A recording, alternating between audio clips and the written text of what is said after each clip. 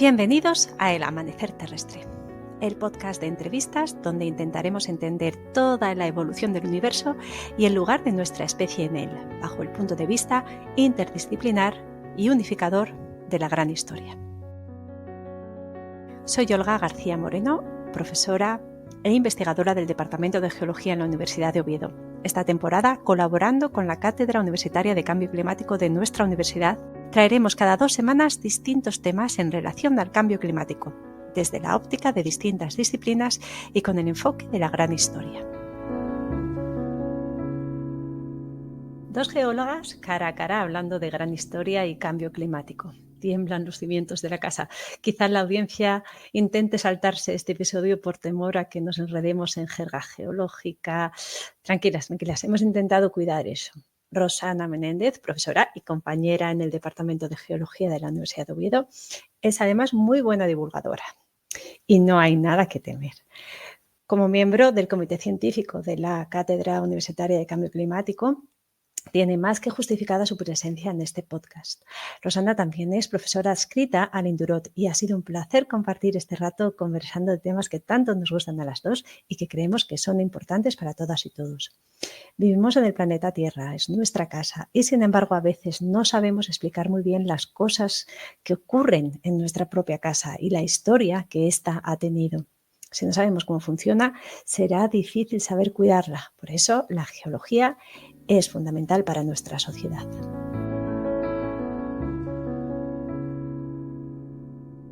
Buenos días. Hoy tenemos en el Amanecer Terrestre a Rosana Menéndez, compañera del Departamento de Geología aquí en la Universidad de Oviedo, y también ella es miembro del Comité Científico de la Cátedra de Cambio Climático de nuestra universidad. Así que tenemos aquí de nuevo una grabación en los estudios de los servicios audiovisuales de la Universidad de Oviedo y nos vemos las caras.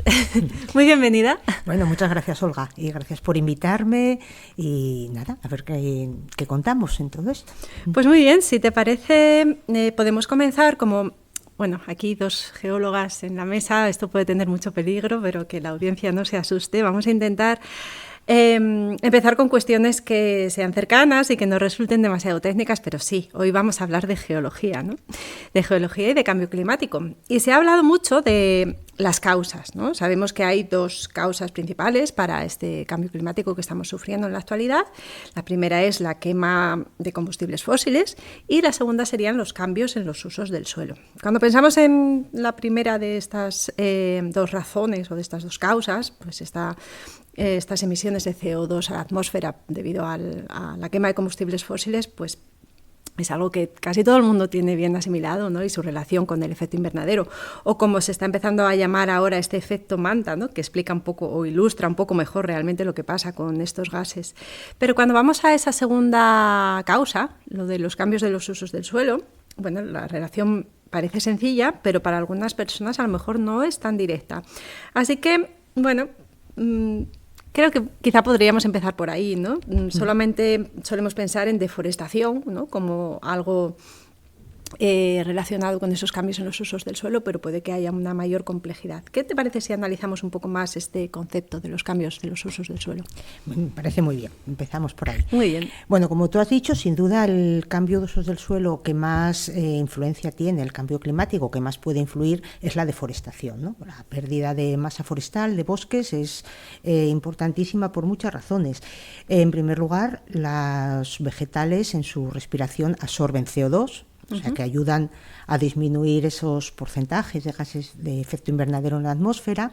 Pero también, por otra parte, cuando se tala un bosque o cuando se destruye la vegetación, mucho carbono que se ha ido almacenando en estos vegetales durante mucho tiempo se libera, se vuelve a liberar y se incorpora al ciclo del carbono, pero ya liberado. Se calcula que aproximadamente, creo que sobre un 50% del carbono orgánico, el carbono que hay en la biosfera, está acumulado en las masas forestales, en los bosques, con lo cual nos da la idea de una modificación en estos ecosistemas, pues lo que puede influir en la liberación de carbono. Bueno, pues con esta situación, un informe reciente de Naciones Unidas estima que en el mundo se están destruyendo al año unos 100 millones de hectáreas de bosques al año. Para que nos hagamos una idea, eso es como casi 2 penínsulas ibéricas. Yo cuando leí este dato pensé, ojalá estén equivocados, porque esté un poco sobredimensionado, porque imagínate que empiezas a poner penínsulas ibéricas, quitarlas de bosque, y es que es muchísima extensión. Y esto está pasando fundamentalmente en los bosques tropicales lluviosos. A todos nos viene a la cabeza el Amazonas y los problemas la deforestación que está sufriendo, y siempre yo creo que todos crecimos oyendo que el Amazonas era el pulmón del planeta, ¿es verdad? Pero no solo es el Amazonas, es la zona del sureste asiático, las zonas tropicales africanas, muchas áreas. Sin embargo, curiosamente, este cambio de uso del suelo, que tiene esa tendencia a nivel global, en Europa, en la zona atlántica y en la Europa templado húmeda, pues nuestra cordillera cantábrica norte, Asturias, pertenece a este clima atlántico, Francia, Alemania, muchos los países alpinos, pues ahí lo que está habiendo es un aumento del bosque, una reforestación. Esta reforestación no compensa ni por asomo a la otra pérdida que estamos haciendo, pero está habiendo esta reforestación pues porque se van dando terrenos agrícolas, sobre todo en las áreas de montaña, porque hay una disminución de la ganadería extensiva, se va abandonando un poco el medio rural. Eso tiene otros problemas, es que todas las cosas tienen sus ventajas, sus desventajas, su bueno, su malo, ¿no? Precisamente de eso hablábamos en el episodio anterior con Jaime Izquierdo. Porque muchas veces, mira, por ejemplo, en relación con la deforestación, pues está llegando menos sedimento y menos material a los sistemas fluviales, lo cual es bueno y malo, porque también hay ecosistemas que ya se han adaptado a tener más sedimento, ¿no? Pero bueno, en general se puede considerar, yo creo que el cómputo global es ventajoso.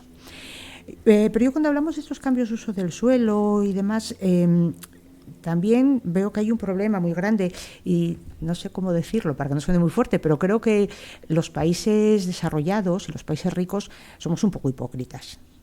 Porque claro, nos asusta que haya una pérdida de masa forestal por incendios, porque buscan terrenos agrícolas, por explotación de recursos, pero nosotros hicimos eso también.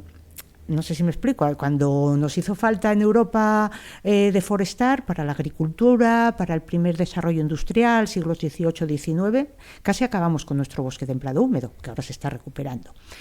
Y en ese sentido, bueno, nace este concepto de financiación climática, que por un lado es ayudar a los países que pueden sufrir más los peores consecuencias del cambio climático, ayudarlos a remediar esas consecuencias, pero también, si queremos que colaboren, necesitamos que colaboren disminuyendo, por ejemplo, la pérdida de bosques, habrá que compensar económicamente o hacer algo. No sé si me explico, ¿no? Es una cosa a veces, bueno, porque estos problemas ambientales lo que sucede es que hay que verlos desde un punto de vista global. No me vale que mi zona esté bien, Europa cada día está más verde, pero claro, si los recursos los sacamos de otras zonas, no podemos encima esperar que esas zonas no se destruyan. Exacto, sí, eso está relacionado con el concepto de justicia climática. Claro, es que es una cosa complicada, ¿no? Y por otro lado, yo pienso que también no podemos coartar totalmente a los países que están en desarrollo de desarrollarse.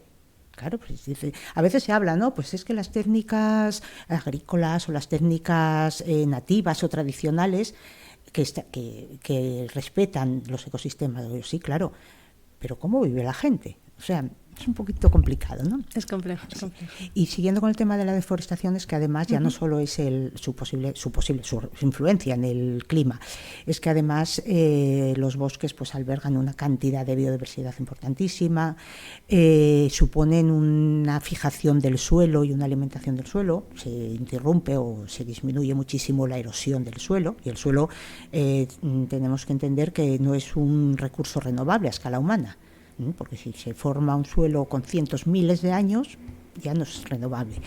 La pérdida del cambio en el suelo, la llegada de la escorrentía a los cauces, que modifica el régimen hídrico de las cuencas de drenaje, modifica el funcionamiento de los ríos. Empieza a haber, ¿no?, muchos aspectos que van unidos a este proceso, sí, ¿no? Encadenados unos a otros. Tu especialidad dentro de la geología es la geodinámica externa. Es decir, todo lo que tiene que ver con los procesos que tienen lugar en la parte externa de la geosfera en contacto con la atmósfera, la hidrosfera y también con la biosfera y la tecnosfera. En esos procesos está incluida toda la dinámica fluvial de la que estábamos hablando hace un momento. Por ejemplo, dentro de esta dinámica fluvial, ¿podrías señalarnos algunos de estos procesos y cómo se están viendo afectados o cómo afectan también, como vimos antes, las relaciones pueden ser en las dos direcciones, ¿no? Y complejas, al cambio climático? Sí, mira, pues sí, dentro de la geodinámica externa y a través del Induro, sobre todo, trabajamos mucho en sistema fluvial, en cómo va variando esto en el tiempo, pues los cambios en los ecosistemas, también en el tema de inundaciones fluviales, y sin duda un cambio en el clima pues afecta a este sistema que es agua, sedimento, muchas cosas, ¿no? Pero agua para empezar. Si los océanos se calientan, pues aumenta la evaporación y sobre todo se alimentan algunos procesos de lluvias torrenciales, ciclónicas en las zonas tropicales. Bueno, es pura física. Si hay más calor en superficie, pues una forma de liberar energía es a través de la evaporación. Es como si sudase la Tierra, ¿no? Leí en algún sitio que me gustó. Y se calcula que un incremento de térmico en los océanos de 1 grado centígrado supondría como un 6-7% más de agua en la atmósfera. Que es bastante. Aunque, sin embargo, no parece, las tendencias que se están observando y los modelos climáticos no parece que indiquen que haya un incremento claro del total de lluvia que se produce al año. Por ejemplo, aquí en Asturias, los datos que tenemos de precipitaciones anuales no marcan una tendencia y a nivel general se observa eso. Lo que sí parece que se observa es que se alimenta más, como decía, estos procesos de tormentas, procesos de precipitaciones muy intensas. Lo que llueve al año en total a lo mejor no aumenta mucho, pero sí hay muchos más periodos en los que hay mucho agua, mucho litro por metro cuadrado en poco tiempo. Y claro, eso para muchos procesos, los de erosión, por supuesto, para las inundaciones fluviales, para la dinámica torrencial, para las inestabilidades en las laderas, que en gran medida se deben al agua, pues es una situación preocupante. Por ejemplo, vuelvo a Asturias porque es donde trabajamos y donde manejo un poquito más datos, ¿no? Claro. Pues en el año 2010 se produjo una inundación muy importante en junio de 2010, para la que se calculó un periodo de retorno de unos 100 años. El periodo de retorno en estos procesos, como sabéis, pues es a partir de la serie estadística que hay, cabe esperar que una vez cada 100 años, por ejemplo, se produzca un evento de determinada magnitud. Se utiliza en condiciones para hablar de clima y también para hablar de inundaciones o de avenidas fluviales. Pero en 2021 volvió a haber otra precipitación muy, muy importante, no un periodo de retorno tan alto, pero superior a 50, que se produjo. Y también desde 2010 hasta ahora, hubo varios episodios para los que se calculan en distintas cuencas de la vertiente norte cantábrica, periodos de retorno de entre 25 y 30 años. Quizá puedas explicar un poco lo del periodo de retorno. Estamos hablando aquí entre las dos, pero la audiencia pues eso, no sabe que lo que se miran son los datos históricos. Eso, se miran los datos históricos. A partir de los datos históricos se establece, lo que se hace en el caso de los cauces, en las estaciones de aforo, se está registrando las alturas de la lámina de agua, de acuerdo con la velocidad, eso se convierte en caudal, que son cantidad, volumen de agua por unidad de tiempo, metros cúbicos por segundo, vale. Entonces, con el registro que existe histórico, se establece lo que se llama curva de gastos. Es una curva en la que te permite calcular con qué frecuencia o cada cuántos años cabe esperar que se produzca un caudal por encima de 1.000 metros cúbicos segundo, o por encima de 500, o por encima de 2.000, ¿vale? Y lo que parece que está pasando es que para lo que era la curva de gastos establecida, está habiendo bastantes avenidas importantes.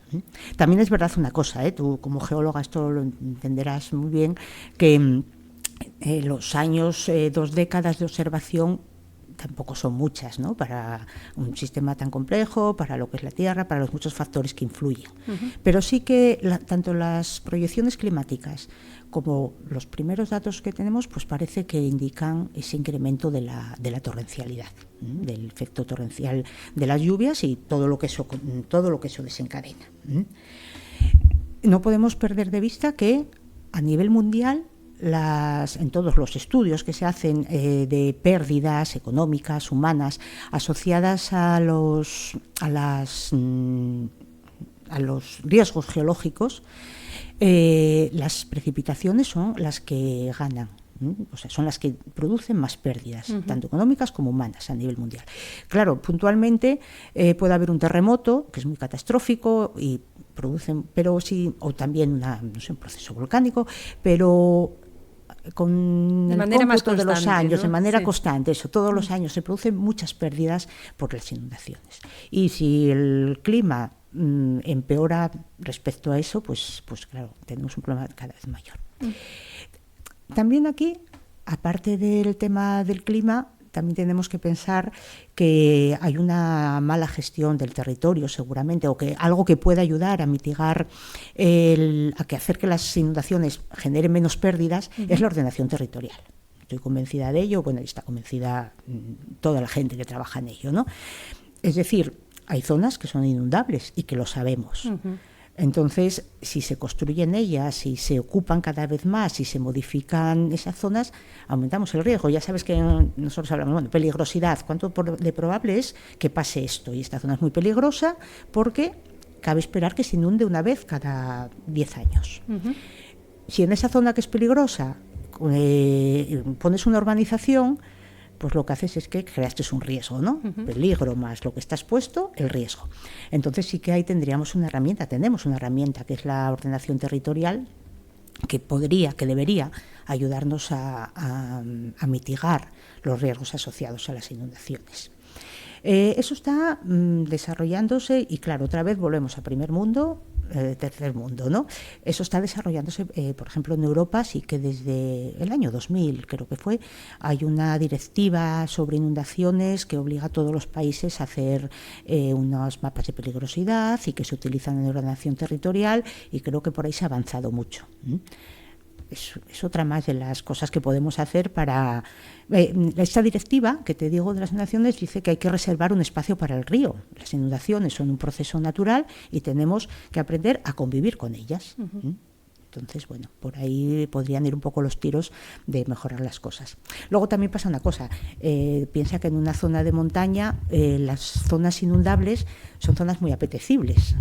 Pues si tú tienes una zona, un paisaje montañoso, son zonas llanas, son zonas por las que discurren las vías de comunicación, hay agua, son los sitios apetecibles para urbanizar, para que crezca, ¿no? Históricamente eso se fue arreglando con canalizaciones, pero se vio que se traspasaba el problema aguas abajo, bueno, aparte de la pérdida de naturalidad, la capacidad que tienen los cauces en la llanura aluvial absorber la inundación parcialmente, ir liberando, un efecto tampón, ir liberando suavemente, más despacio de esto. Entonces, bueno, aparte del cambio climático, son muchas cosas, son muchas acciones que tenemos que intentar, ¿no? Intentar llevar a cabo para disminuir esa peligrosidad y el riesgo. Porque también cuando estamos urbanizando, ¿no? Estoy imaginando esa zona de una llanura aluvial, una zona montañosa, estamos eliminando el suelo, ¿no? Y el suelo nos ayuda. Claro, estamos eliminando el suelo, estamos evitando que se infiltre el agua, y entonces, claro, pues todo se convierte en arrollada y en una arrollada muy rápida. Y luego es muy curioso, si tú ves la distribución del poblamiento en las llanuras aluviales, pues en las zonas de montaña y demás, los pueblinos, el pueblín de toda la vida, está pegado a la ladera, está en el extremo de la llanura aluvial y ya empezando a subir por la ladera. Y luego están los terrenos cultivados y además también se ve una cosa, si miras el parcelario, pues estoy pensando otra vez en el paisaje asturiano que conocemos, ¿no? Si miras el parcelario, pues ves que los cultivos que conllevan más trabajo, pues las fabas, que hay que atarlas por un hilito y se perdería más con una inundación, están más cerca del pueblo y a medida que vamos hacia las zonas bajas de la llanura están los prados de siega, que si viene una inundación, pues la hierba baja, vuelve a subir y no se perdió mucho. Bueno, pues hay una distribución y claro, cuando ya se empieza a urbanizar y queremos crecer, que es inevitable, pero hay que tener cuidado, pues se van generando más problemas. Este podcast es un programa de gran historia y ya sabéis que nos gusta hilar todos los temas que tratamos con esta visión holística de nuestro pasado. En el caso del cambio climático y la geodinámica externa, que es el tema de hoy, este hilo nos lleva al análisis de los cambios climáticos del pasado de la Tierra, del pasado del planeta. Porque hablamos de cambio climático y nos referimos al actual, pero conocemos muchos procesos con más o menos detalle en función de cuándo estemos hablando en esta historia, que tiene más de 4.500 millones de años. Pero en esencia, ¿cuál es la diferencia entre los cambios climáticos del pasado y el actual? Si quieres, haciendo un breve repaso a los más recientes. Bueno, pues sí, es verdad, Olga. Bueno, y además nosotras como geólogas, los geólogos, eso, hablamos en millones de años, que es algo que a la gente a veces le cuesta. Bueno, nuestra audiencia se va acostumbrando ya, porque yo hago mucho hincapié en la necesidad, sobre todo en Gran Historia, de hablar en distintas escalas, no solo espaciales, sino también temporales. Claro, porque de las distintas escalas, aparte de enseñarnos qué ha pasado antiguamente y en tiempos muy remotos, también condicionan la escala de observación que tenemos, claro, la escala de medida. Es importante tenerlo en cuenta. Y yo creo que no se podemos pensar en estudiar el clima actual de la Tierra, no podemos perder la perspectiva de que el clima en la Tierra ha cambiado de forma natural muchísimas veces y en algunos casos con cambios muy bruscos. Si te parece, hago un pequeño repaso de algunos de estos cambios muy bruscos. Genial. Los cambios muy bruscos los reconocemos en el registro geológico porque a ellos asocian grandes extinciones. Ha habido 5 grandes extinciones en la historia de la Tierra. Por ejemplo, la Permico-Triásica, sucedió hace unos 250 millones de años, pues parece que se relaciona con una grandísima actividad volcánica, rocas volcánicas que se reconocen en los transiberianos, una gran zona de Siberia. Esto liberó una cantidad masiva de CO2 a la atmósfera, un efecto invernadero muy fuerte, un calentamiento, y dio lugar a la extinción del 80%, quiero recordar, de las especies existentes. En la finidevónica, sin embargo, fue al contrario. En el Devónico es cuando los vegetales conquistaron la Tierra, pero no los animales, empezaban, pero no. Y ha habido al final del Devónico, hace unos 370 millones de años, también otra extinción masiva. Las causas estas no están muy bien establecidas, pero una de las hipótesis que he leído recientemente, pues parece que la existencia de vegetales sin herbívoros dio una proliferación vegetal tan grande que lo que se hizo en este caso, lo que hicieron los vegetales fue atrapar mucho CO2 y con ello se produjo un enfriamiento. O sea que ha habido cambios bruscos y rápidos, sobre todo los que reconocemos están en relación con las extinciones. Bueno, la de los dinosaurios del Jurásico, por supuesto, la más famosa, pero ha habido 5, no solamente esa. Bueno, vamos a puntualizar por si acaso hay alguna o algún despistado por ahí. El ser humano no estaba, vamos, ni en los planes. No, ni en los planes, ni empezaba a haber unos mamíferos por ahí incipientes que... Por hacer hincapié que son procesos naturales. Son procesos naturales, eso es. El ser humano no ha tenido nada por cambios importantes en la dinámica terrestre, fundamentalmente, en la dinámica interna en muchos casos, y muy rápidos. Y la biosfera también. Y la biosfera.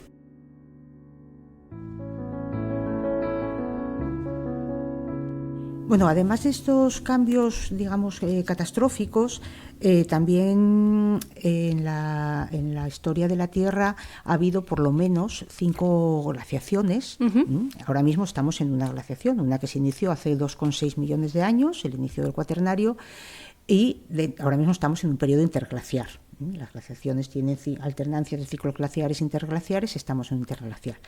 La glaciación más antigua que se reconoce se produjo hace unos 2.000 millones de años, y desde entonces hasta ahora pues ha habido 5 incluidas la actual. La causa de las glaciaciones no siempre, o se considera habitualmente que no hay una causa única, pues hay ciclos establecidos a través de la posición de la Tierra, los ciclos de Milankovitch, está también la extensión y situación de las masas continentales, la dinámica de las corrientes oceánicas, distintos factores que parece que han podido influir. Podemos poner en los enlaces de las notas del episodio para que la audiencia pueda conocer un poco más sobre estas causas. Vale, muy bien, genial. Y ahora ya, si nos acercamos a un lapso temporal más cercano, también se reconocen cambios en el clima, obviamente, ¿no? Pues los últimos, ya en la época histórica relativamente reciente, tuvimos una época de calentamiento, lo que se conoce como el óptimo climático medieval, entre los siglos XI y XIV, o X o XIV aproximadamente, en las cuales la temperatura estuvo algo por encima, pero décimas de grados por encima de la media.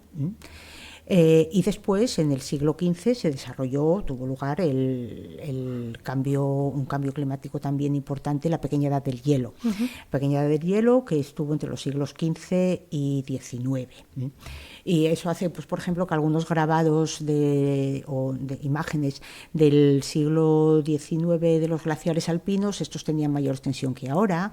Las morrenas que hay ahora mismo conservadas más abajo de donde llega el glaciar del Aneto, en Pirineos, o el glaciar del Monte Perdido, corresponden a ese periodo. Las morrenas, que son de esos depósitos. Las morrenas, que son depósitos glaciares, perdón. Como es que tengo enfrente, digo, ya sabe lo que es una morrena. Las morrenas, que son depósitos glaciares, depósitos que se forman cuando un frente glaciar, un frente de hielo, pues está estabilizado un tiempo, deja unos depósitos que marcan que hay un tiempo de estabilización, ¿no? Y que el glaciar llegó por lo menos hasta ahí. Y ahora mismo los glaciares están más atrás. Cosas divertidas que estudiamos las geólogas. Esas cosas de geología, que oye, luego ves el paisaje y te presta mucho, lo entiendes. Y qué bien, qué guapo, no sé. Bueno, lo entiendes casi, no totalmente, pero casi, ¿no? Y después, desde 1850 pues hasta el 1900, creo yo, 1980 aproximadamente, hay y esto igual lo conoces mejor que yo, hay un progresivo incremento, pero no muy rápido de la temperatura, pero sí es verdad que a partir de 1990 aproximadamente se dispara, ¿no? Y ahora mismo estamos, creo que en torno a 1 grado, 1,1 grados centígrados por encima de la media del siglo pasado. Eso es un calentamiento muy, muy rápido. Entonces, diferencias con estos cambios que veíamos del óptimo climático medieval o pequeña edad del hielo, que el cambio aquí es más importante y muy rápido. Muy rápido. Muy rápido, estas últimas 2-3 décadas es muy, muy rápido. Y bueno, y además parece que hay un consenso de que la causa, porque otros procesos catastróficos que hablamos antes, vulcanismo, la colonización vegetal de la Tierra, y ahora parece que hay un consenso en que la causa de esto es una causa humana. Esa es la principal diferencia, seguramente. Y así es como lo señala el panel intergubernamental sobre el cambio climático, que es este panel de expertos internacional. Este panel de expertos internacional en el que se van haciendo todas estas mediciones, en el que la gente que estudia la dinámica de la atmósfera pues establece, hace unas proyecciones, unas interpretaciones de modelos, modelizan cómo se comporta la atmósfera pues, con más menos CO2, con más menos metano, con distintas situaciones. Y bueno, por ahí es por donde andamos. O sea, en la Tierra ha habido muchos cambios, no los podemos perder de vista. Sí, también es verdad que nuestra capacidad de medir ahora es mucho más detallada. Claro. Eso es verdad. Y a lo mejor en alguno de estos cambios más antiguos hubo algún pico así. No lo sé. Desde luego en el óptimo climático medieval y en la pequeña edad de hielo, por lo que se tiene registrado, esto no sucedió. Entonces, bueno, esa es la diferencia fundamental. Muy bien. Pues también con una perspectiva histórica, pero en una escala de tiempo más cercana ya a la de los seres humanos, en Asturias tenemos muchos signos de cambios climáticos recientes, ¿no? Ya habíamos explicado un poco, pero ¿te apetece explicarnos un poquito más con detalle de qué se trata? Bueno, yo creo que podemos hablar de la última glaciación, ¿no? Sí. Y también de la pequeña edad del hielo. Bueno, en Asturias y a nivel global, por supuesto, hay muchas evidencias muy claras de que existió hielo, hubo hielo glaciar, que tuvo una extensión importante. Podemos pensar que los glaciares ocuparon en la cordillera Cantábrica una extensión que es comparable a la que tienen ahora mismo los glaciares de los Alpes. O sea que, bueno, es una cantidad no pequeña. Como decía, todas las formas y las evidencias del glaciarismo que vemos ahora mismo, prácticamente todas, con seguridad, se asocian a esta última glaciación, que empezó hace 110.000 años, acabó hace 10.000. ¿Qué es lo que vemos? Bueno, pues por encima de los 1.200 metros aproximadamente, a veces un poco más abajo, empieza a haber formas de erosión. Los geólogos estudiamos la geodinámica externa, pues muchas veces ves cosas que se han erosionado y que en el caso del glaciarismo las formas que aparecen no se pueden explicar con la dinámica de los ríos o de las laderas. Y también formas de depósito, las morrenas que hablábamos antes. Un glaciar tiene muchísima capacidad para erosionar el sustrato sobre el que discurre, incorpora a la masa de hielo, se va incorporando a medida que se mueve pues los fragmentos rocosos que arranca de la base, los fragmentos rocosos que caen de las laderas, y lo va moviendo como una cinta transportadora. Pero claro, esa cinta transportadora en las partes finales se funde. Y cuando se funde, deja todo su depósito. Ya no tiene esa capacidad ya no de tiene arrastre. Esa capacidad. El agua proglaciar mueve algo de material, pero muchísimo menos, y se forman, por ejemplo, las morrenas de las que ya hablamos antes. Entonces, la distribución de las morrenas ayuda, junto con las otras formas de erosión, a ir reconstruyendo qué espacio ocuparon los glaciares, cuánto tamaño tenían, se hacen reconstrucciones, hay modelos georreferenciados que permiten, con las observaciones de campo que hacemos los geólogos, pues ir reconstruyendo esto. Y luego también hay técnicas de datación que están permitiendo poner unas edades a esto. Por ejemplo, el máximo glaciar aquí en la cordillera Cantábrica, vertiente norte, bueno, y sur también, está en torno a los 35.000 años, parece que es cuando hubo un máximo, cuando están los depósitos más avanzados, o sea, cuando el hielo llegó más lejos.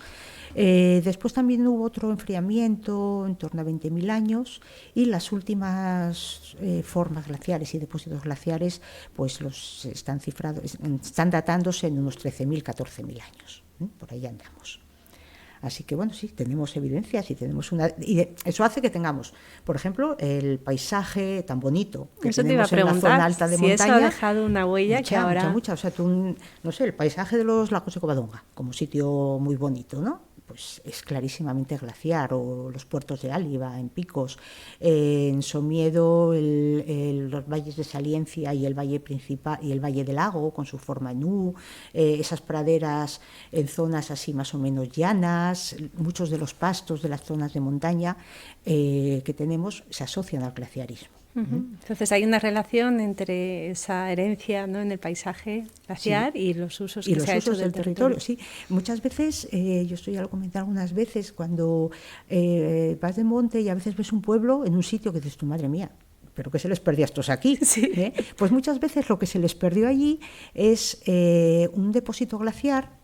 Eso es material suelto, arcilloso, generalmente con un relieve más o menos suave, y que aprovechan para pastos y que aprovechan para agricultura. Bulnes, ahí en Picos.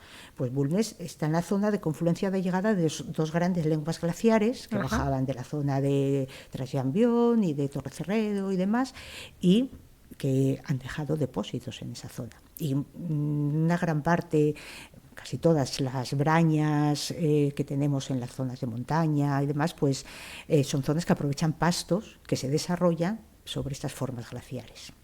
O sea que, bueno, hay muchas entradas posibles, ¿no?, del clima y lo que nos influye a nosotros. Y tenemos la suerte de vivir en este territorio donde eso está mostrado de una manera tan clara y evidente. Podemos cambiar de tercio, quizá ya buscando temas para ir finalizando, porque podríamos sacar temas para aburrir, pero bueno, quizá uno que está ahora y que no hemos tratado hasta este momento y que está en la mente de todas y todos en relación con el cambio climático es el problema de los incendios. Lamentablemente estos incendios pues tienen mucha influencia sobre lo que ocurre en el suelo, la erosión, y bueno, podríamos, si quieres, hacer un repaso de qué relaciones hay, ¿no?, en los dos sentidos. De nuevo, son relaciones complejas que van de un lado a otro, y en el tema de los incendios es bastante clara, pero yo creo que merece un poco de análisis. Sí, es verdad, porque en los últimos años se están registrando unos incendios fortísimos, importantísimos en todo el mundo, ¿no? En muchas zonas boreales, en Canadá en 2023 se estima que se quemó una superficie aproximadamente al 40% de la península ibérica. o sea, un único incendio. También en Suecia, creo que fue en 2018, hubo unos incendios fortísimos, pero también en el ámbito mediterráneo, el de Portugal de 2017 con un montón de muertos, y sin ser tan catastróficos, en todos estos últimos años se está acuñando este término, ¿no?, de incendios extremos, incendios de sexta generación. Sí, concepto que ya, invito a la audiencia a repasar episodios anteriores, porque con Cristina Santín, compañera de Lindurot, también se habló de ello y de todos estos conceptos. Claro, es cierto que los incendios forman parte de la dinámica natural de algunos ecosistemas. No es el caso del nuestro, pero de algunos ecosistemas sí, por ejemplo en los bosques boreales. Pero si hay un aumento de la temperatura, el material combustible está más seco, pues esos incendios que en una dinámica hasta ahora eran controlables y formaban parte de cómo se desarrolla el ecosistema, pasan a ser catastróficos y muy peligrosos y muy difíciles de controlar. Y también en otros ambientes, por ejemplo en nuestra región, pues estamos asistiendo. El número total de incendios, hay algunos datos que indican que a lo mejor no aumenta tanto, pero sí la superficie, o sea, los incendios de grandes dimensiones. Y en 2023, seguro que con Cristina hablasteis de ello, pues tuvimos un incendio no recuerdo la cantidad, pero bueno, un incendio grandísimo, el de Valdés, Tineo Valdés, que arrasó, afectó a un territorio grandísimo. Mira, fíjate, ese incendio, hay una página de la NASA en la que hay imágenes de los incendios de cada día, los que están activos en el mundo. Bueno, hay zonas que te hacen llorar, a veces, según la época varían, ¿no? Pues pueden estar en la Amazonía brasileña, luego hay otras temporadas que el sureste asiático está abrasado totalmente, África. Pues cuando estos incendios el incendio de Valdés fue muy grande, pero hubo muchos en toda la cordillera cantábrica, se nota, Asturias y Cantabria son una mancha roja a nivel mundial. Sí. O sea que tremendo. Es un honor, en fin, difícil de llamar así. O sea que ha habido este problema. En el caso de los, decíamos, ¿no?, que a veces los incendios en algunos ecosistemas, en algunos ambientes forman parte del desarrollo del ecosistema, y además ha sido una herramienta fundamental para el desarrollo humano, no podemos olvidarlo, pero por lo menos aquí en la cordillera cantábrica, en el norte, ahora mismo creo que no se justifica con el uso real del territorio el que se produzcan tantos incendios, porque no podemos olvidar que estos incendios que tenemos nosotros son provocados, a veces por descuido, pues una quema agraria que se va de las manos, y otras veces provocados realmente. Entonces, con intención. Entonces no podemos también olvidar eso. Es decir, claro, y si este manejo, no sé cómo llamarlo, del territorio por fuego, que con el uso agrario y ganadero actual no se justifica, pero si además tenemos estas olas de calor y estas temperaturas altas que para Asturias son rarísimas, pues el problema se aumenta muchísimo. Cuando se produce un incendio, no podemos olvidar que hay lo más evidente es un deterioro o incluso pérdida de la cubierta vegetal. Eso es lo más claro, pero es que además hay una liberación de CO2, una liberación de carbono, el suelo también se quema, queda desprotegido de vegetación y se quema y se erosiona, y como ya comentamos antes, el suelo no es un recurso renovable a escala humana, necesitamos miles de años para tener un buen suelo. Un buen suelo es que la materia orgánica ha madurado despacito, se ha ido ahí cocinando, se ha combinado con la materia inorgánica, se han formado los complejos húmicos y distintas formas del carbono en el suelo, y eso es lo que da un suelo rico, con nutrientes. Y cuando eso se pierde, no se renueva rápidamente. Aquí en la cordillera cantábrica hemos hecho unos estudios con una técnica utilizando un isótopo, el cesio 137, es posible cuantificar la pérdida de suelo que tiene el territorio, y nos encontramos que en las zonas quemadas, y por comparación con las no quemadas, con los bosques, la pérdida de suelo estimada pues es del orden de la que tiene un ambiente mediterráneo de matorral natural, O la que tienen también terrenos cultivados en ambiente atlántico, no sé, un viñedo, un cultivo de patatas o algo así. Es decir, unos valores que están muy, muy por encima de los que nos tocarían a nosotros. O sea que tenemos que pensar que no solamente se pierde la vegetación, se inyecta CO2, y es que además el suelo se pierde y eso no se renueva así como así. Entonces, y a mí pensando en los ambientes atlánticos, me produce muchísima pena y enfado, y no sé cómo decirlo, saber que en gran mayoría son provocados, ¿no? Porque, bueno, no entiendo, no lo justifico de ningún modo, no soy capaz de justificarlo. Sí, sí, quizá entendiendo esa escala temporal que se necesita para esa recuperación. Sí, pero la pérdida tan importante que supone. Y de nuevo, hablando de estos procesos que se retroalimentan, sin esos árboles que capturen CO2, que también regulan la temperatura, sin ese suelo. Claro, entonces cada vez hace más calor, entonces los incendios cada vez son más fuertes, entonces. Ahí estamos. Muy bien, Rosana, estamos ya llegando al final, y aunque nos quedan temas, eso siempre es bueno, porque podemos volver a repetir en otra ocasión. Antes de despedirnos, pues me gustaría hacerte la pregunta que esta temporada estamos haciendo a todas nuestras entrevistadas, y que está basada en una frase tomada del libro de Fernando Valladares, La recivilización, y que dice así: es imprescindible entender mejor qué es y qué implica el cambio climático, más allá de una meteorología anómala.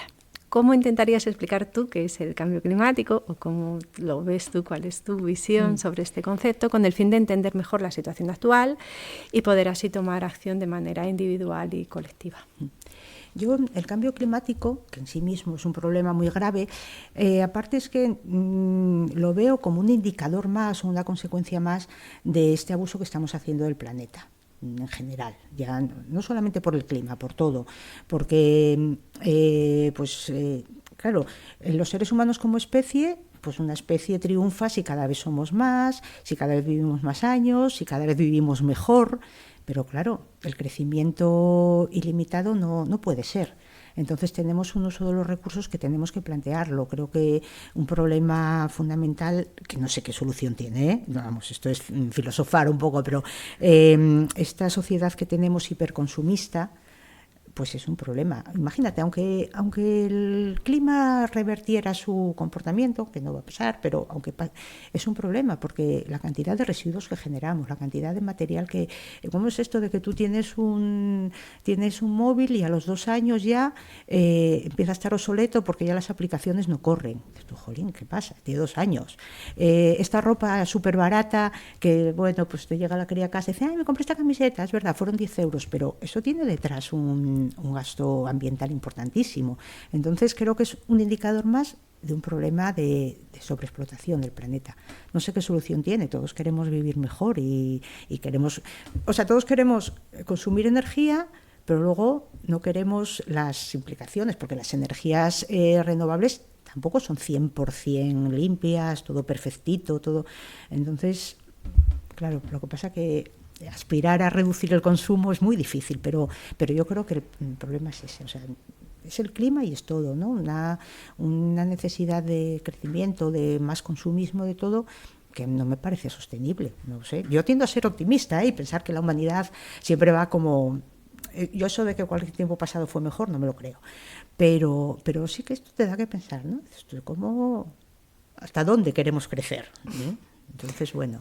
Muy bien, pues esperamos que con conversaciones como estas y con los temas que hemos sacado, pues podamos aportar por lo menos este granito de arena para reflexionar un poquito, ¿no? Exacto, reflexionar un poquito, que son problemas muy complejos y lo último que esperamos, creo, ni tú ni yo, ni dar no podemos, ojalá supiéramos dar una solución, pero bueno, empezar un poquito. Está bien. Muy bien, muchas gracias. Nada, muchas gracias a ti, Olga. Hasta la próxima. Ha sido muy agradable. Deseamos que nuestro objetivo de no usar mucha jerga geológica y hacer amena esta conversación sobre los procesos geológicos y el cambio climático se hayan cumplido y que hayas disfrutado tanto como nosotras de este rato charlando sobre la Tierra, su historia, funcionamiento y sus cuidados en relación al cambio climático. Como comentaba al principio de este episodio, es fundamental conocer, aunque sea de manera básica, el funcionamiento de este planeta que es nuestra casa. A menudo oigo conceptos que mezclan los procesos internos de la Tierra, como terremotos y volcanes, con procesos externos que ocurren en la interacción de la atmósfera, hidrosfera y geosfera, y que son los que pueden tener relación con el cambio climático. Desde aquí, quiero reivindicar el conocimiento geológico como un conocimiento básico para cualquier sociedad que quiera desarrollarse en armonía en un planeta que tiene su propia dinámica desde hace más de 4.500 millones de años y para quien los seres humanos no somos más que una anécdota más en su larga historia.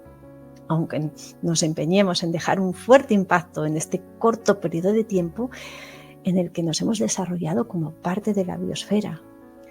Quizá me hayáis oído decir otras veces eso de que no hay que salvar el planeta. Odio ese eslogan. Lo que hay que hacer es entenderlo y adaptarnos a sus dinámicas para conseguir así nuestro propio bienestar y supervivencia. Con seres humanos o no, el planeta continuará con su dinámica externa y su dinámica interna durante millones de años más.